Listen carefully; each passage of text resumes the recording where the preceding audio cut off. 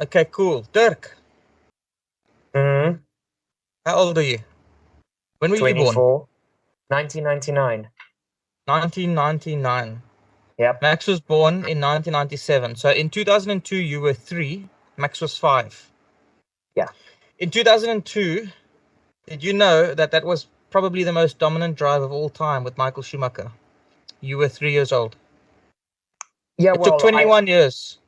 It took 21 years for somebody uh, to beat that dominant year. 21 years. Max himself was five when that happened. What do you have to say about being three? Three. You were three when that happened last. well, to be honest, if I have to think back at my younger years, when I was 3 years old, I watched F1, but I didn't have a clue what was going on. But I recently, very recently actually, rewatched a lot of the early 2000s season, and to see Michael kind of in his prime, and to see what Max has done now. Obviously, it's a much better understanding of the feat. Hmm. So I am still not a Max fan by any means, and I expect you to start playing the Dutch national anthem any second. But I will have to admit, I do have the world's respect for Max and what he has achieved. And honestly, props to Max. Really well done. I just hope someone breaks it breaks it very soon because, like I said, I don't like the guy. I don't want him to hold the record. Well, bad news for you. It looks like he's gonna break it himself this year. So, Well, that's also true. He might have a double record on his name. anyways, let's get into it. Welcome back to Break at the Apex, guys. We are back for another race review of the Jeddah Grand Prix. Listen, all in all, I'm not gonna lie. I enjoyed the race. Probably wasn't the best. It wasn't the most exciting, but I did enjoy it for many, many reasons. Um, But before we start, let's do our one sentence race captions, and we'll start with Dirk on the side there, and then we'll move our way back to me. Dirk, go for it, pal. Okay. The midfield rocks. Well played. Yep, makes sense. It's pretty much that excitement we get. Let's be honest. BT, what do Mm-hmm. you have? Um, my one is more Muck Blues. Ooh, that's not Story, wrong. story of story of our lives. I say our lives because we have to watch it every weekend and there's excuses every weekend. By the way, did you guys see Toto's new excuse? Apparently there's something wrong with the simulation because Oh, yeah, no, anyways, listen. Mine is Ferrari's gonna win. There's a there's a broader there's a broader umbrella to this, and that's simply that I'm done watching Red Bull now. I love Red Bull. I will always love Red Bull. There's just no point. I'm marking out their names. Red Bull is no longer in the sport. Ferrari have won the race. Okay, well done. Charles Leclerc has won, and that's pretty much the season how it's gonna go. Guys, I'm not gonna lie. I love Red Bull. I'm a big Red Bull fan. But damn, it's so hard to see the same two people in the front all the time with no fighting, with no excitement. It's just there and they're gone in the wind. Like, I just want to see a bit of fighting. What's you guys' thoughts on that? well, first of all, the point that I want to add on to that you opened the podcast with, by the way, thank you for not letting me know at all that you were going to hit me with that opening question. But in any case, Why did you need to research what year you were born? no, I was just like not expecting that. Like I'm ready to do my whole wave thing and be happy chappy on the podcast, and the next moment it's just like okay, math exam. Fair enough. But besides that, first thing, I actually enjoyed the race a lot more than I usually would enjoy a race where Red Bull just dominate and bugger off into the distance. The midfield, and I mean, besides Charles, there was basically battling for positions all the way to from fourth to the back, which for me was very entertaining. And actually, because Red Bull are dominating, F1 are finally realizing that hey, we actually have other cars driving except the top three. Maybe we should show them on camera. And this weekend, I feel was a very good version of that. So I actually really enjoyed the race. I didn't watch the race live on Saturday. I unfortunately had some busy stuff to do, so I watched it Sunday night after work. And me and my best friend Johnny, we watched it. And I usually after work, if the race is boring, I tend to take a nap for like 10 laps. I couldn't sleep because I was so entertained by the midfield and how the battling was going, especially that battle with, who was it? It was Magnussen, Sonoda, Albon. Eventually, Bottas and Daniel Ricciardo caught up to the back of the train. There were like 6, 7 drivers. And that just kept my eyes glued to the screen for a solid 15 laps, and I couldn't look away, even though I felt like I was going to faint of exhaustion. So for me personally, I really, really enjoyed the race, even though Max again won by 60 miles. But it really baffles my brain that your favorite team needs to dominate so badly just for you to give Ferrari a bit of recognition. But okay, that's just me. No, it's not that. I've been giving them recognition all the time. It's just at this point in time, it's like I just want to see a fight, man. And at least Leclerc had a bit of fighting to do, and that was like a fun to watch. I enjoyed it. BT, you have anything to add? Well, I was distracted a bit because obviously I had someone over during the weekend, so I was kind of watching the race while spending time with that person. Like a BT. But I was keeping an eye on Burke and McLaren and Aston Martin. I was more interested in that battle. Obviously, Leclerc was all alone where he was in third, but I was keeping tabs on Russell, Hamilton, Norris, Piastri, and Alonso. And the only thing stood out for me is the strategy that McLaren done on Norris was quite questionable, to be honest with you. Because when they actually asked Norris if you were able to catch the other cars, especially Hamilton and Bearman, he actually said yes. But at the time they were actually talking over the strategy, I actually said no, it's not going to happen. I don't think McLaren had the pace in that particular race, especially Norris. Piastri looked good. Maybe Norris had pace the first phases of the race, but after his tire change, after he went to the pits when he came back, I don't think that McLaren was fast enough to go through the field for the strategy. So that was quite interesting for me and an interesting call from McLaren, to be honest with you. Yeah, but I do agree with you. And I also at the time I was thinking I don't think he's going to make it. But also at the same time, I was kind of rooting for Ollie Bearman to sort of stay ahead in any case. So in my quest or whatever, in my time of rooting for Ollie, I was like positively saying like, no, he's not going to get there. He's not going to get there. But I do think they rolled the dice. I think his race was over before. When I say his race was over, I don't think he was going to catch Piastri. His race was over before that, and they threw the dice with him. I mean, they did. I mean, him and Lewis both did how many laps on those tires? Almost the whole race. It was on those mediums. Ridiculous. Yeah, it is a pretty ridiculous amount of laps that they did. But listen, the fact that at those speeds, at that track, they kept those tackies warm. They kept those tackies going. I mean, I don't know if it was New Balance or Essex or what, but that rubber was going, Drew. And the fact is, up until the end, they were able to stay away from any kind of trouble, punctures, and those kinds of things. So that's a good thing because it just means that degradation wasn't as bad. There wasn't that bad the weekend at all. I don't know if any cars really suffered too much with it. But okay. Let's get into the main race review and let's start at the back. I've got a few pointers here to cross over, and we're not going to do the typical thing where we go through every team. We're just going to go through a couple points just to give the highlights of the race. And we'll start at the back with a struggling Sauber. At one stage of the race, I thought Joe was really doing well, and then I realized he still needs to pit. And he pitted really, really late in that race. But he was also on the mediums for like 40 laps before he pitted. Yeah. And it took him straight to the back. But Sauber, they're not looking great, though. They really look like they've got a struggling car there. I mean, am I right in saying that even Bottas, I mean, yeah, it doesn't look like they were really. Yeah. The thing for me is, and it's also to touch a little bit on one of BT's points about McLaren and Mercedes.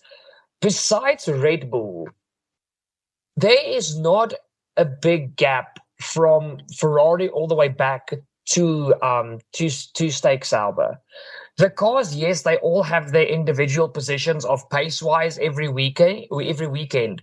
But if you look at the especially the race lap times, there's not 3-4 seconds difference like there used to be not even 10 years ago. It's literally tenths of a second between different manufacturer cars. So the thing is, if you get something just slightly wrong on your car that costs you a tenth or maybe 2/10, that can literally send you to the back of the field. And I just think currently where Stake Sauber is in this whole Alfa Romeo not really being part of the team anymore, and Audi coming in and everything. I think there's so much going on that they can't really 100% put full focus into that car, and now it's starting to show. Because currently, as far as I'm concerned, that's the slowest car on the grid right now, and it's not that they're 5 seconds behind. They are missing 2 to 3 tenths per lap. It doesn't sound like a lot, but in this competitive era of F1, that's like being 3 seconds slower 15 years ago. Yeah. Yeah, fair enough. BT, you wanna? Yeah, no. I agree with you, Derek. Kickstarter does not interest me at all. Same as, I did think at some point that Zoe was doing well, but I guess it didn't quit. To be honest with you, the last race they did look good in terms of that batch. And maybe just this particular circuit, they were not where we thought they were. But obviously, those smaller teams or those teams at the back, I am confident enough to say Haas is the better team in all of them. We thought it was VCAR, but I think Haas is leading that race now, in my opinion. But yeah, that's all I wanted to add. 100% agree with you. And while we're on that conversation, those are the next 2 points. I mean, VCARB as well, not looking great. I mean, I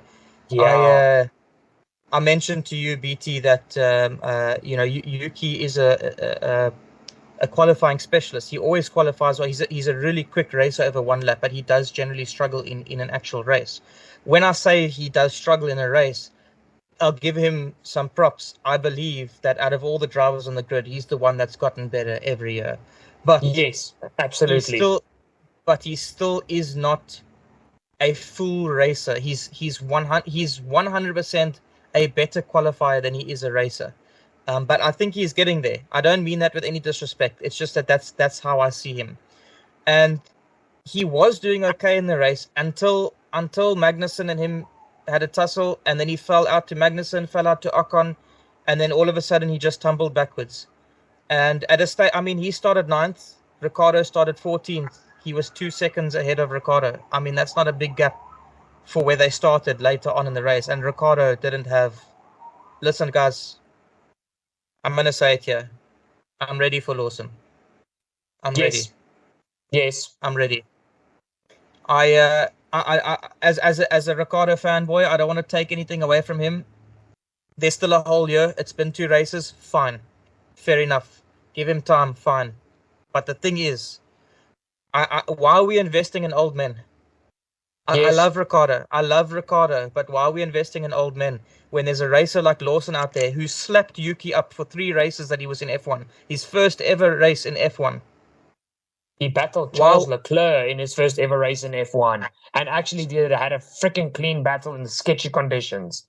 Exactly. So why are we investing in old men? So yeah, I'm gonna let you guys talk because I honestly I'll go on for days on this. So I'm gonna let you guys comment on that. But I told you guys this morning, I'm putting on my honest hat and I'm taking off my fanboy hats because it's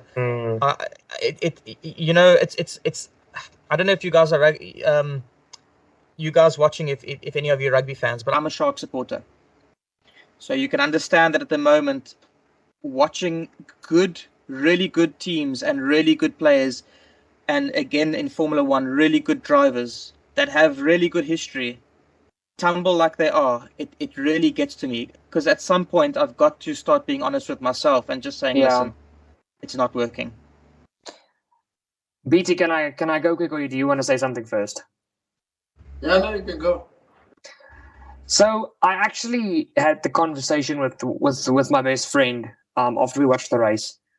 So again, even me being a very, very, very passionate, I'll call myself it because I am. I'm a total Alonso fanboy, and of all the drivers, and if for me personally, this even includes Lewis. I think Alonso is the only driver currently earning his dues when it comes to raw pace, because he's sticking it with the young guys. I mean, Alonso finished fifth. Alonso finished fifth in that dog of an Aston Martin. It's not the Aston that that car to fifth. The other thing for me is that me and my friend talked about is there are so many young, very pasty, competent drivers that aren't getting a seat in F1 for two reasons. The old men are taking up the seats, and there's not enough teams in Formula One. I mean, we saw it this weekend with Ollie Bearman. I know we're going to talk about him later. You've got Liam Lawson. Yuki Tsunoda, in my opinion, was very lucky to get into F1. I mean, Robert Schwartzman. And the list goes on and on and on. Teo Forche, Dragovic. Exactly. Dragovic, who, by the way, Dragovic absolutely dominated F2 in his year. Yes. Still no seat, so besides the fact that the old men are taking up the seats, there is still not enough seats in Formula One to take up all these new, very talented drivers. And we need at least two more teams on the grid. But the FIA and F1, especially with the Andretti deal, I just feel there's like this part of them that is so selfish, and it's costing these young drivers a chance in Formula One. Honestly, and this is no disrespect towards Carlos Sainz, what happened to him was terrible. But if Carlos didn't get sick this weekend, would we ever have seen Bearman in an F1 car? Would he ever have gotten the chance to prove himself like he did this weekend? And I highly doubt it. I think he would have, but not with Ferrari at the start. Exactly. Obviously, he would have probably gone to a Haas or something, or to Sauber. And then we saw it now with Mick Schumacher. I know I was very hard on Mick Schumacher in our preseason video, but one of the reasons Mick couldn't perform was because he had to drive a donkey. If Mick had a more competent car to prove himself in, we might have seen another side of him. But because he had to settle for a slow F1 team, we never saw 100% what Mick Schumacher could offer. Ollie Bearman can honestly see himself as a very, very lucky man after this weekend, in my opinion. Yeah, 100%. BT? Yeah, no, Dirk, I agree with you. The only thing that's concerning about the new drivers coming into the sport is that there's not enough teams. Secondly, there's not many teams that are keen on having rookie drivers in their team. Number three, it's also it's not having new inexperienced drivers or rookie drivers to some teams that are struggling with their costs. It doesn't make sense. Because obviously people like Logan Sargent, who just does stuff every weekend, some teams can't afford to have a driver like that. So I think that's the gap between the rookies and the experienced drivers. Yeah. If you notice, the teams that don't have the bigger budgets like Ferrari and Red Bull, they all push to have more experienced drivers than rookie drivers, just for to avoid mistakes, to avoid the extra costs, which is teams like Ferrari and Red Bull and Aston Martin and Merck. They can afford those drivers because they do have the bigger budgets and the bigger sponsors as well. So it's something they have to work on, and maybe they could add two teams that is mandatory to have rookie drivers on it. Oh man, I'll be honest. I've thought of so many different ways that Formula One can go with promoting younger drivers, and quite honestly, I honestly think all of the things I've thought of would be so good. The problem is money and licenses. That's the thing. Yes. It's all about money and licenses, and in fact, forget the licenses. It's all about the money, because the licenses can be changed. Things can be changed. but it's all about the money, and that's the problem. It's all about the money. Teams don't want to be dictated to. They don't want to be told what they can and cannot do with their money, and that's just it's just a money game. Honestly, I think I'm very for 11 to 12 teams. I'm so for it. I think the tracks are able to take it, and I'm for it. But it's not FIA that's having the problem with it. It's Formula One, because it's the money. That's what the issue is. But my honest opinion is, forget the money. Last two teams don't get money. That's it. If you're the last two teams, you don't get money. You've got to pay your own way through F1. If you want to be in F1 and you're in the last two teams, you pay your way for the. If you want to, like, put it this way, this is the idea that I had. My idea was, we have 12 teams. Currently, all 10 teams get money. Okay, and their whole complaint is that if you add an 11th team, you've got to give the 11th team money. Okay. Yeah. Let's say we have 12 teams, right? And we say, okay, 12 teams, but if you are the 11th and 12th team, you don't get money from the pot. You have to fund your own way through F1 the next year. And if you can't, you sell to another team that wants to come into F1. That way, we're getting teams coming in and out of the sport like a relegation system, because they can't afford to fund themselves until they've maybe built up funds in a lower league or something. First of all, it keeps it exciting because you're seeing new names coming up every now and again. And a guy like Andretti comes in with his experience, probably won't be in the bottom two. That pushes a team like Haas or Sauber down into the bottom two. All of a sudden, if they want to stay in F1, they've got to cough up money. Yeah. Because the thing with Gene Haas is that he doesn't want to spend money. Exactly. Anyways, we have gone way off track. We were talking about VCARB not looking great, but I think we've covered a really good understanding of having these teams not do well. It is affecting the sport, especially when you have guys like Andretti trying to come in. And then you have drivers like Yuki, and you have drivers Ricardo, and you have drivers like Magnussen even. Have drivers like Stroll, Logie. Honestly, guys, why are they there? I don't get it. But obviously the teams see something in them. But let's move on to Haas. Because Haas is a very interesting conversation here. So obviously they had a tale of two halves on this race. First off, really great teamwork. I think Magnussen, after he had his penalties, he definitely played the team game, and he definitely tried to hold up as much as he could. And really, it worked. So well done to Haas. How they pulled off points, I don't know, but I really think that they did an amazing job. So something is working well there in that sense. I very much am happy with how they went about that. Magnussen's penalty on Albon was unreal. It was stupid and ridiculous and irresponsible. Yes. But I have to say, as much as that was a bit of a dog move from Magnussen, the 10 seconds he got for overtaking of the track was a little bit harsh. I think that was a little bit ridiculous, in my opinion. But apparently that's the new rule. Even if you're an inch off the track, it's 10 seconds. I think it's a bit harsh, but that's the new rule. What's your thoughts? Sure. The thing for me is, I don't think it's too harsh. I'm honest now. The thing for me is, we've seen so many drivers over the years take chances of making moves that are not within the white lines. Okay. And a lot of the times, a lot of these drivers got away with it. And I'm not talking about long ago. I'm talking about just like the start of the V6 hybrid era and just before it. We're talking about 10 years ago. It's not long ago. It really isn't. And the thing is now, especially for I think for drivers like Max, who likes to push his opponents very wide, it's something that maybe would enhance that to force someone not to overtake you. But the white lines on the edges of the track are there for a reason. If you exceed them, you need to be punished. And the thing is, the drivers won't stop taking chances, because F1 is a sport of taking chances. If you don't take risks, there's no reward. So it will stop the drivers from taking unnecessary tasks, because now if you even exceed the white line a few millimeters and you pass someone, you get a slam dunk penalty.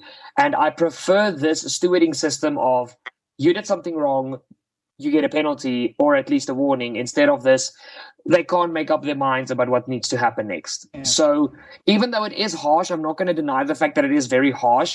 I still think that it's needed for especially drivers like K-Mag, who we know is a very risky driver. I mean, it was the best thing. I think it was Martin Brundle who said it, like Yuki Tsunoda and Kevin Magnussen alongside on the track is an airplane crash waiting to happen. Because they're both very, very aggressive drivers. But now you can keep these drivers intact with these strict penalties and these strict rules.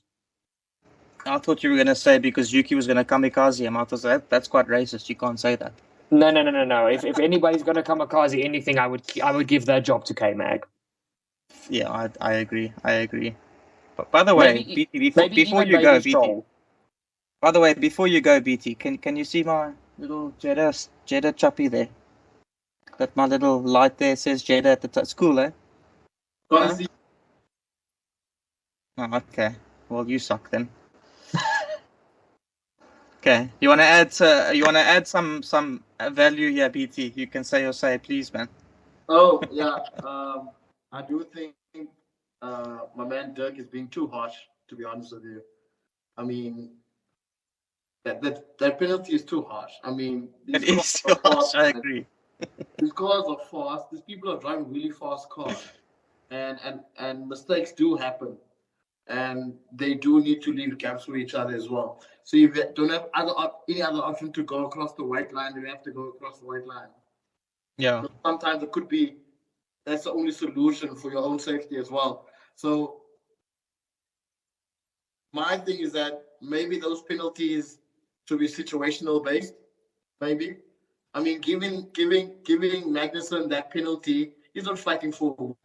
He's not fighting for a podium. Fuck, man. Like, you understand what I mean? Like, he's at the back. 100%, I agree. That's how I'm looking at it. It's like, it's not going to impact the racing or the actual race that much. Magnussen is in position 8, and that happens. Yes, of course, give him the penalty. But if he's in position 13, what impact is it going towards the race? That's just the question I have on my side. Yeah, I agree. I agree with you, BT. And also simple. Can I just say that the stewards had bipolar this weekend? Like serious bipolar. I don't know. Like they were. Wow, I was not expecting that. Like they were harsh with one guy and completely. I mean, guys, we saw Norris go over the line, right? Like we saw it. Yeah. Like we saw it, but because the transponder wasn't working, they couldn't pick it up, so they couldn't give him a penalty. But it was on the camera, like we saw it, right? Yeah, like everybody was visible evidence. Exactly. So I mean, I love my boy Lando. Don't get me wrong. I don't want to snitch. I don't want to get him in trouble. By the way, talking of snitching, the amount of snitching that happened in this race was unreal. Even the engineers were saying, "Oh, don't worry, Lando. We saw that. We'll sort it out." Lando said nothing. Like, what's going on? Everybody was snitching in this race. It was such a Karen fest. Honestly, yeah.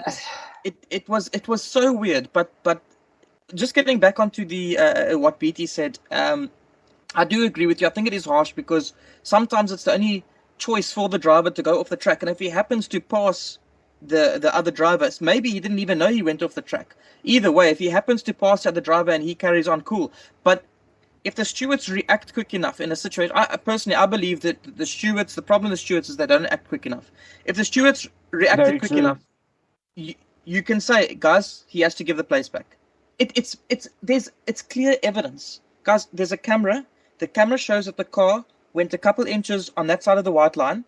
It takes you 3 seconds to see that. Once you see that, listen, Magnussen, give the place back, please. That's it. Done. Klar. 3 seconds. That's all it is. But they take 5 minutes to get to this. They take 5 minutes to get to this. How? I don't know, but they do. And by that time, Magnussen's gone. And he can't just give the place back. So, yeah, I mean, to me, 10 seconds is definitely too harsh. Especially when, if he had given the place back, he would have lost, maybe a few tenths, maybe a second. But now he must lose 10 seconds because he got pushed off the road and his only option was to maybe go a little bit off and come back on, and he just happened to come back on ahead of him. Maybe he didn't even know he was off. To be fair, I don't want to back up Magnussen, not after what he did to Albon. But that is the reality of Formula One, and it wasn't fair. On that penalty was, I mean, that guy is still trying to serve his penalty. Honestly, like, it's 20 seconds is a hell of a lot. Like, it's not as bad as Ocon's last year, but They sent him back to Bahrain. Yeah, they did. Anyways, guys, let's move on quickly to Lance Stroll. Guys, I'm not going to give this guy much airtime. Quite honestly. No. You go out of your way to give Logan Sargent airtime because you want to hammer on him. I want to have my Stroll moment. Next episode. What are these damn double standards? Screw this. No, carry on. All I'm gonna say is again, fanboy hat on, truth hat on, useless. Yes. Absolutely useless. If Ollie Bearman, if an 18-year-old Ollie Bearman with one practice session and qualifying can make it through a full race and pick up points and go up, 4 places? 4 positions, yes. If he can do that in his first race with one practice session as an 18-year-old, then Stroll guys. Okay. Again, he's still gonna get a podium though. Yeah, I'm gonna do the same as you. Okay, fanboy hat off, truth hat on. Okay. First of all, what I want to say is I understand why you hammer on Logan so much, and I understand a lot of the times he really messes up bad. He slips on Nicholas Latifi's Nutella that he left at Williams. I get that.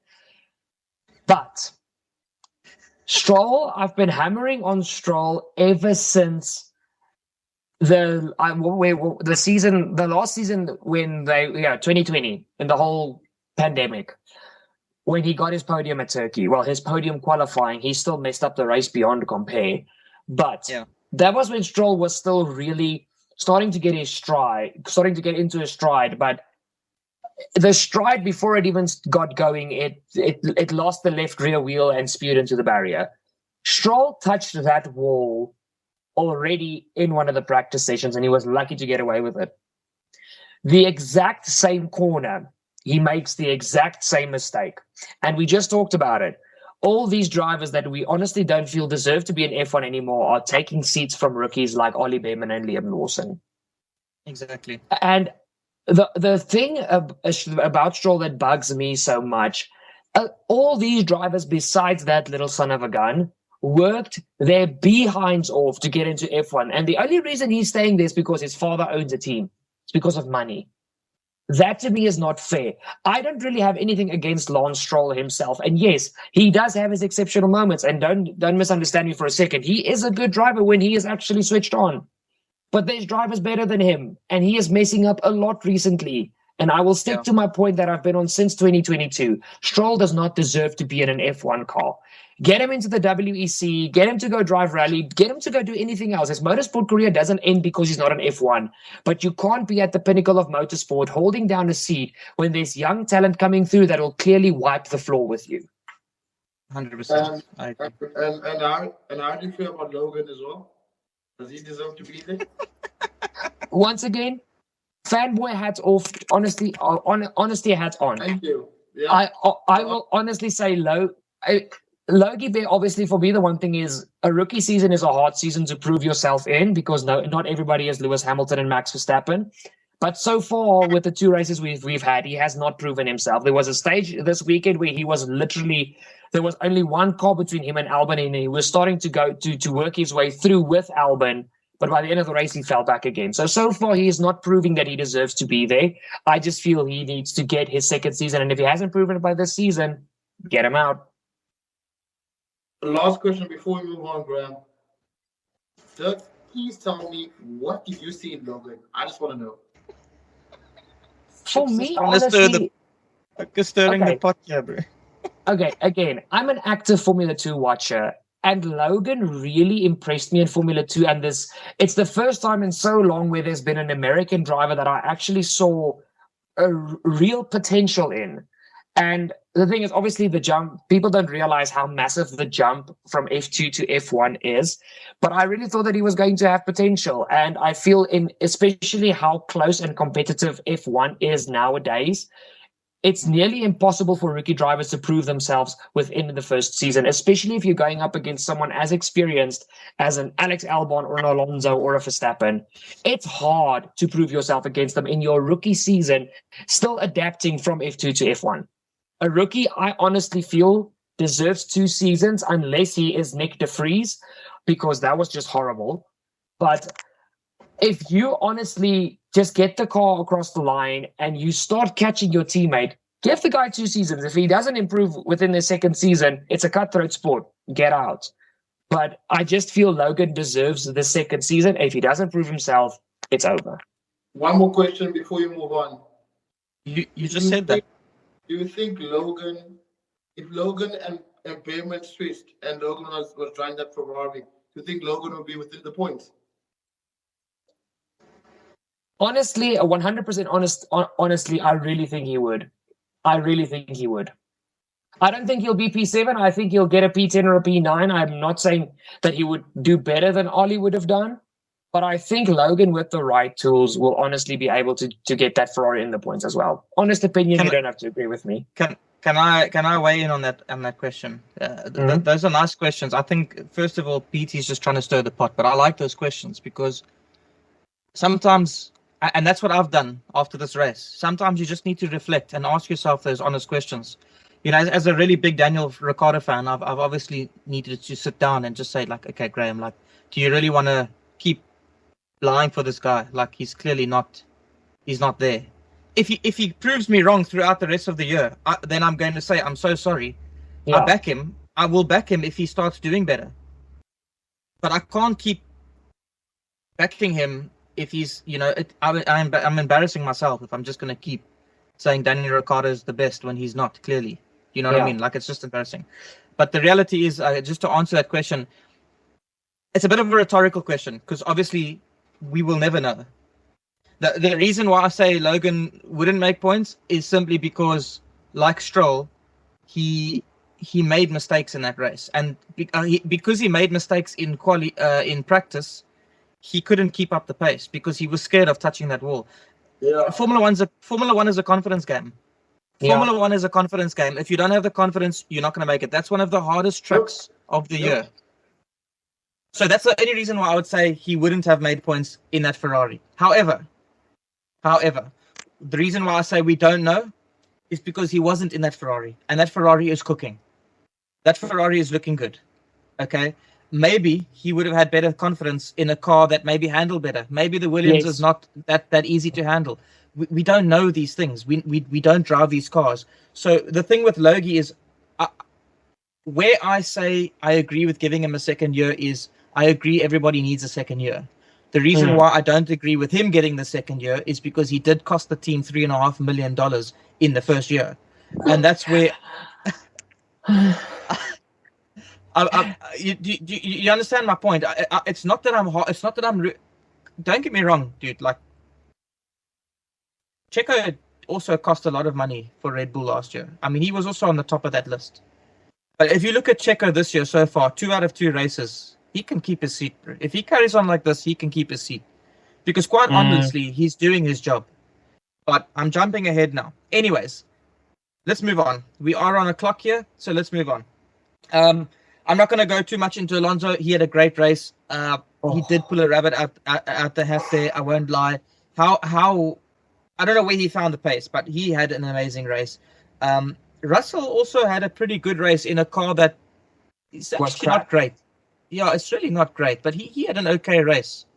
And again, beat Hamilton. I mean, I want to say what's Hamilton's excuse, but it looks like Toto's the one with the excuses this week.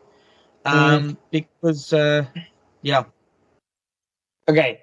I'm only going to say one thing for Alonso, and that is vamos, Fernando, vamos. That was an exceptional drive. He had an exceptional weekend throughout, topping practice 2, really looking like a threat in qualifying and dragging that Aston that looked like it had weights on the front wheels still to that position. Well done. Russell, on the other hand, when it comes to Bahrain and Jeddah, I'm going to be honest. Even though I do prefer Hamilton over Russell when it comes to Mercedes, George has been outperforming Lewis these last two races. He has been the better driver. I will say that with all honesty. The only thing for me that has been a recurring theme with Hamilton, and I even see it now in when he was still very young in the late 2000 seasons. Hamilton has never been a driver that has started a season with just a bang. The only season that I honestly have watched that I can remember Lewis came out of the blocks firing was his rookie season in 2007. He finished his first race in P3 for McLaren. Besides that, 08, 09, I'm almost at 010, and obviously throughout the 2010s, I really got actively into F1. Lewis has never, even in his battles with Vettel in 2017 and 2018, Vettel was the driver to beat at the beginning of the season. Lewis takes a few races to get into his stride, but as soon as he's into that stride, you're not moving him. And he did the same last year. George was the quicker driver for the first 5 to 6 rounds, and then all of a sudden Lewis just started popping in podiums left, right, and center, taking over from Alonso. And I just would say, don't throw Lewis away too quickly. Give him a few rounds. Let's just see if this is just one of his slow season starts that he seems to have had most of his career. Yeah. You see, this is why we have Dirk, because me and BT are old, and we've got really bad memories because we are old. And Dirk remembers stuff that happened 10 years ago because he was still a young chap when that happened. And so he brings up these things. I just rewatch things because I'm a. No. I am just as forgetful as you guys. I am just such a passionate fanboy that I go and rewatch old stuff because I've got nothing better to do with my time. Fair enough. BT, go for it. Yeah, thanks, Dirk, for the history. I do support what you said, but I'm also going to look at to a team point of view as well. Is that look, the guy is leaving end of the season, bro. And I think the team is starting to practice favoring Russell as first preference to the strategy. That's the way I'm looking at it. They focus on Russell in that race.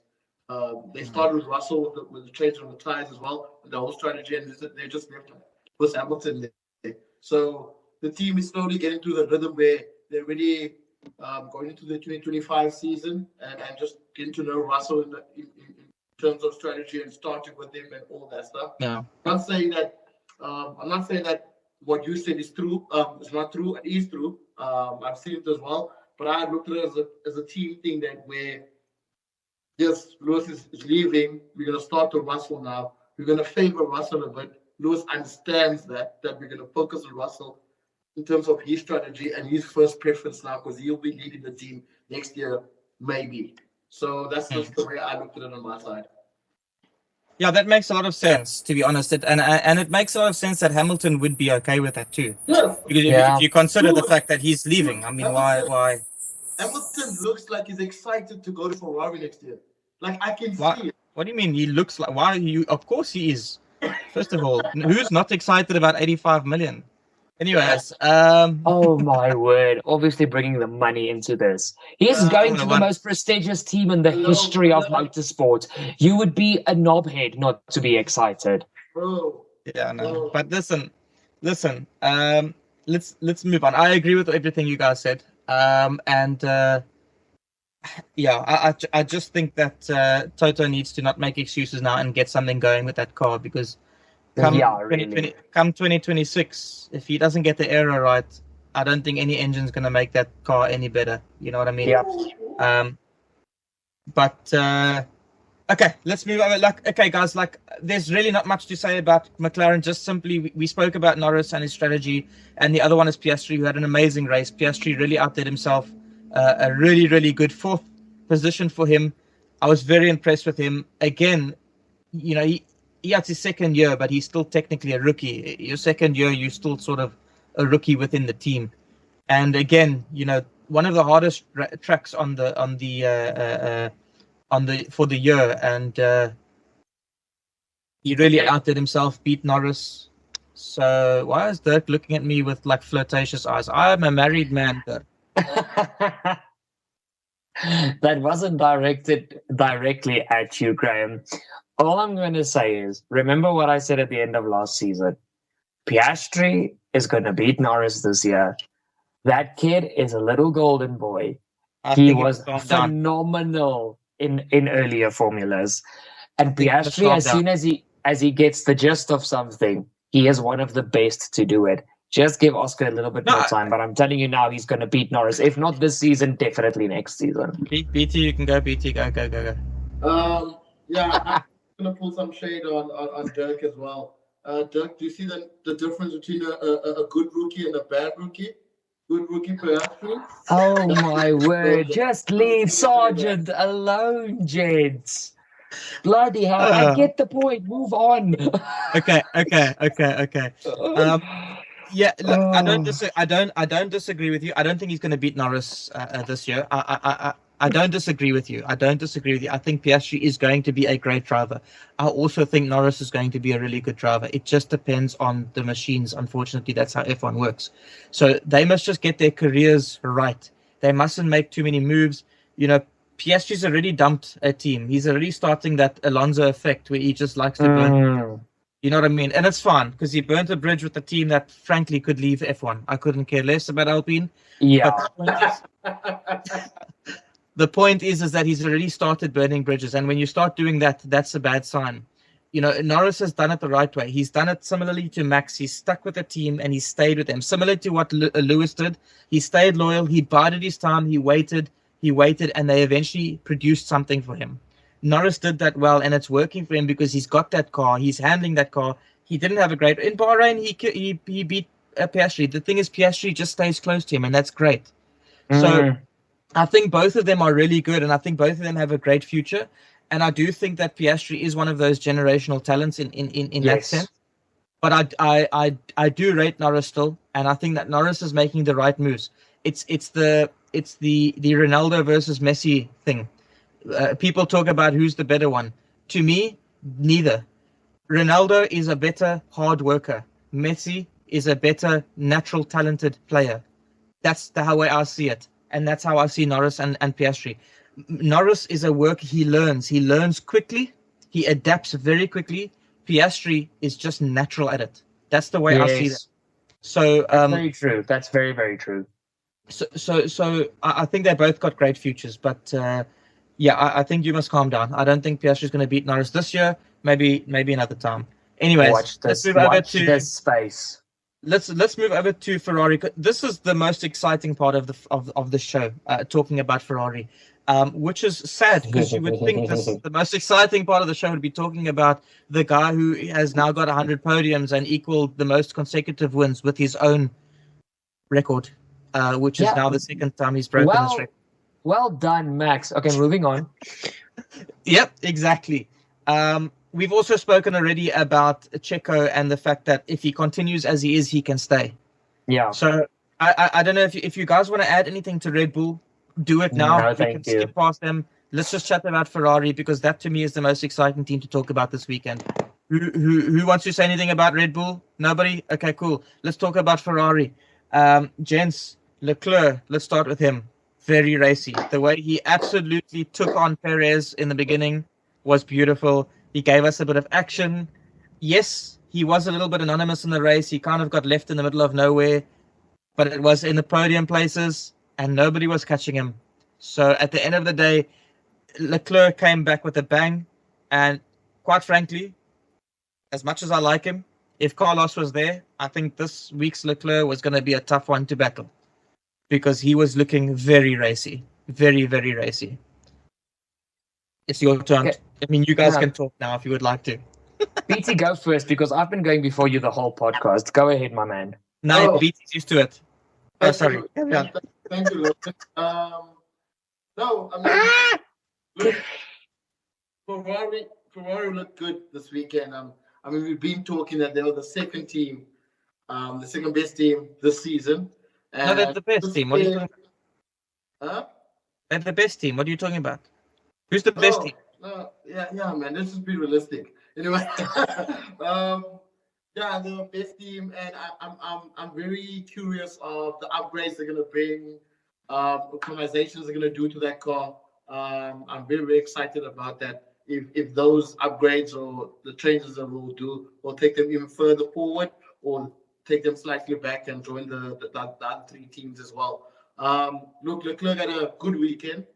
No mistakes, no dodgy strategies from the team. Everything was seamless, and it was really nice to see. He had a nice and lonely race because he couldn't catch Perez, and no one could catch him as well. So he was also just driving and maybe eating some gelato and just enjoying himself. Um, Going to third. About Ollie Bearman as well. Well done to him. Great talent. Excited. Nice moment between him and Hamilton. Hamilton went to congratulate him. I can see Hamilton is just ready to wear that red already. He's just he's just ready. I can see he's just ready because he's talking to Leclerc in pre-race parades. He's hugging Ollie Bearman. It's getting a bit realistic for him, and I'm sure Hamilton is sleeping at night very nicely, knowing the fact that he made the best decision for himself. So well done, Ferrari. I look forward to the rest of the season. But Hamilton's made the best decision of his life. But Ferrari might have just wasted 80 million when they could have just spent 5 million on Ollie Bearman. Stop. I knew you're going to go there. Stop. I'm not going to entertain that conversation. I'm not going to entertain. Thank you, BT. We're not even going to entertain that piece of bullshit. All I'm saying, gents, is that they could have saved a good 75 mil, guys. That's all I'm saying. No, okay, let's be honest, guys. Let's be serious here. They didn't spend 80 million on Lewis. They made 4 billion. So the reality is their stock prices went up by a huge amount when they signed Lewis. However, if Lewis doesn't do well, those stocks are just going to fall straight down again. But that's not the point. The point is that they didn't spend 80 million. They made 4 billion. Stop. What do you mean? Stop. I'm saying good things here. Why are you saying I'm stop? No, I know you. You're saying good things, but the background is like saying no, it wasn't a good idea. We know how you are by now. We know how you are. Like, stop. Sly. I'm a snake. Nah, listen, guys. Okay. Let's get serious. Genuinely, Hamilton has made the best move. Ferrari are definitely looking racy. Look, don't get me wrong. I still think they're well away from the Red Bulls. But when those engine regs come in, Ferrari's on the money with the chassis. All they need is a good engine, and they could be on the money because we know that Red Bull are going to have their first ever engine that they've built. Yeah. And what's to say that that's going to work? With help from Ford.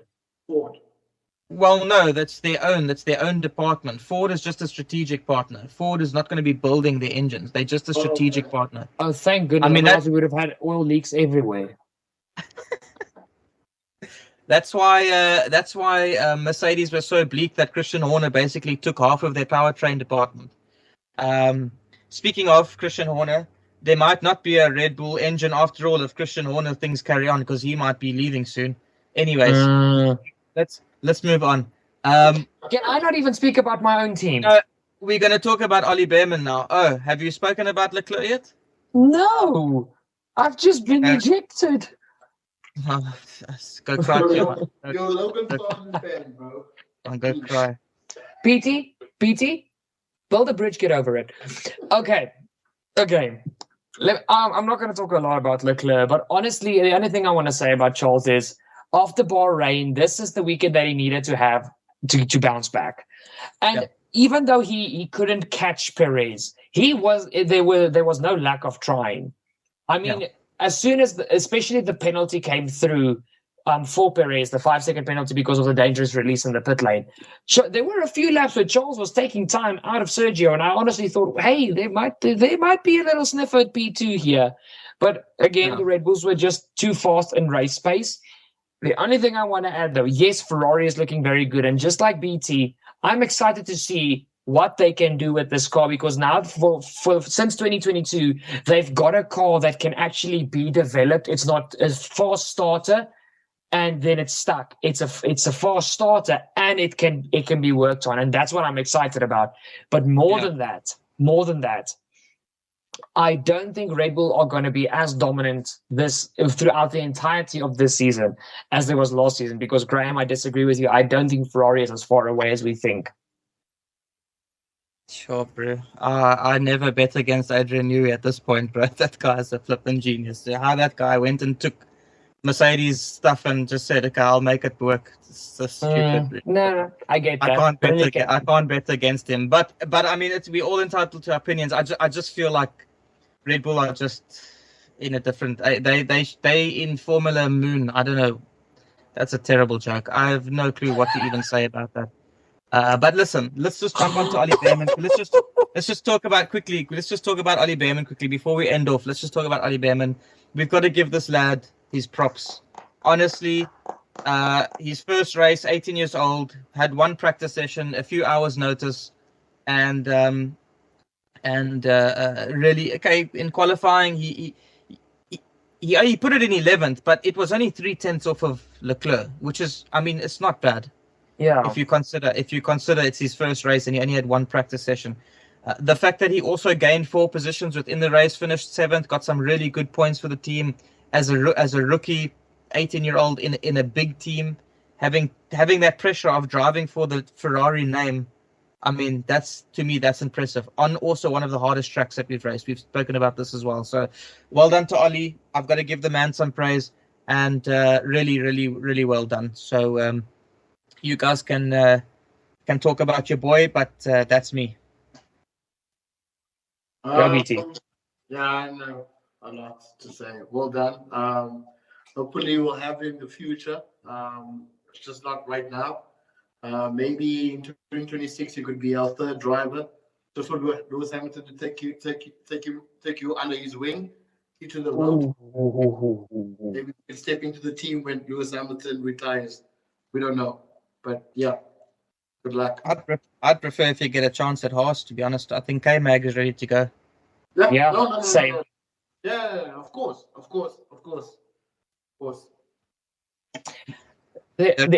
Look, Ollie Bearman this weekend, I was very, very fearful for the young man. I mean, again, he's 18 years old. To be thrusted into a team like Ferrari, again, first of all, Carlos Sainz, get well soon. It was something terrible that happened to him. But that man is a workhorse. He was in the garage on Sunday. I freaking love this guy. But in any case. I also, PT not so much. But back to Ollie. But besides the fact that he ended 7th, the thing about his weekend that stood out for me, that guy is not scared to go for a lunge. He's not scared to race. Did you see some of the moves he made in the early part of the race? And then to also, and this is the part that impresses me the most, to at the end of the race, make sure to pick up his pace on all tires to make sure he keeps Lando Norris and Lewis Hamilton behind him, who are on quicker tires, and at that stage were quicker in the race. And it was not like he just did enough and they got into DRS. He was still more than a second ahead when they came across the line. He even throughout the race, his average lap speed slower than Leclerc was the same as in qualifying, 0.3 over a 50-lap race.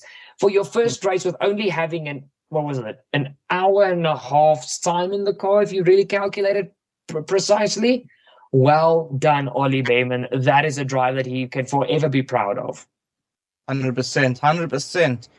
All right. I think we can call that a race review of the Jeddah Grand Prix. I think we've covered most of the exciting events. I don't think we've missed much.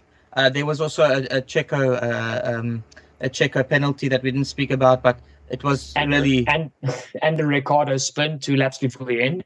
No, we don't talk about those things. We only talk about when bad things happen to it.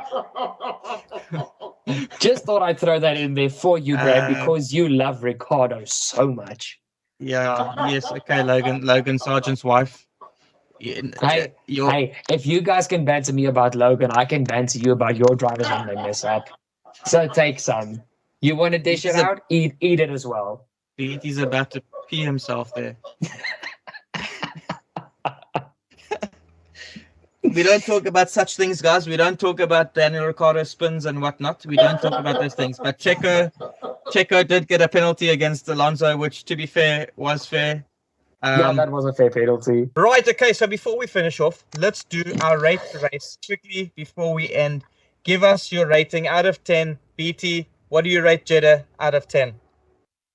5.5.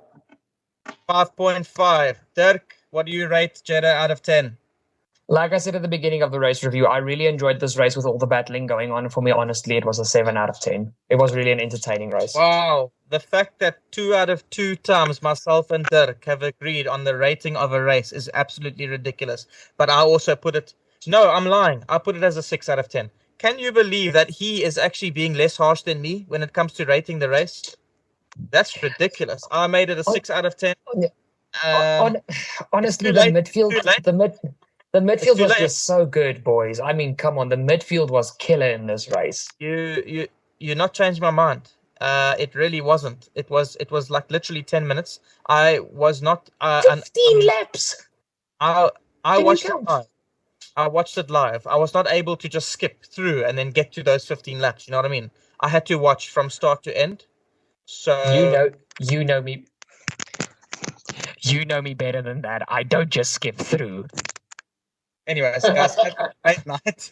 But okay, let's call it a day. Thank you, lovely people, for giving us a watch. And please hit that subscribe button. It really helps us a lot. And we'll see you in the next episode, which will be tomorrow, where we will do our driver rankings, MVP rankings. It is a new segment that we're doing. So give it a watch. It's good fun. And I'm sure you'll enjoy it with us. Have a good day. And see you guys later. Cheers. Cheers, guys.